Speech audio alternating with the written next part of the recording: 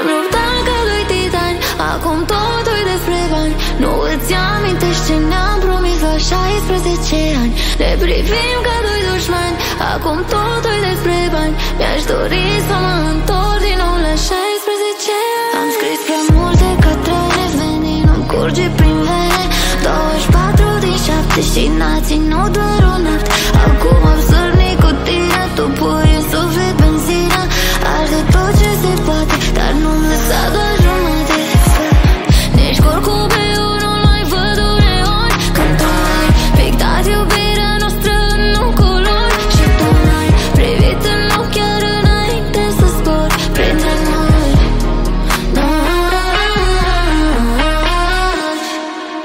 Ne-am luptat ca doi titani, acum totul despre bani. Nu îți amintești ce ne-am promis la 16 ani. Ne privim ca doi dușmani, acum totul despre bani. Mi-aș dori să mă întorc din nou la 16 ani.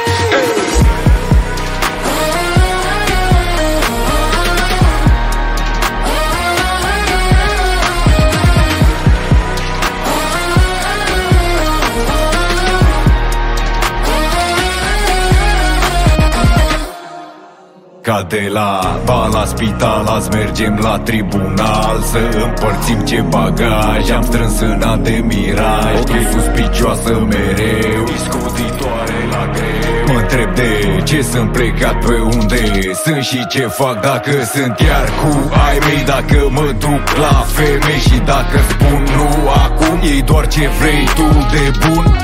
Nu e de bine, dau vina pe tine, devine ușor penibil. Da, cu atâtea părți bune, mai bune și glume și sexul incredibil.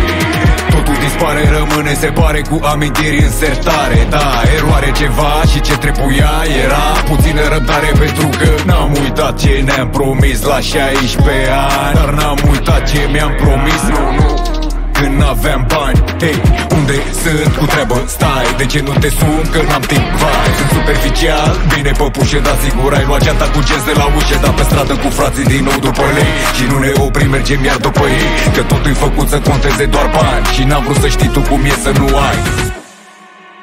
Ne-am luptat ca doi titani, acum totul despre bani. Nu îți amintești ce ne-am promis la 16 ani. Ne privim ca doi dușmani, acum totul despre bani. Mi-aș dori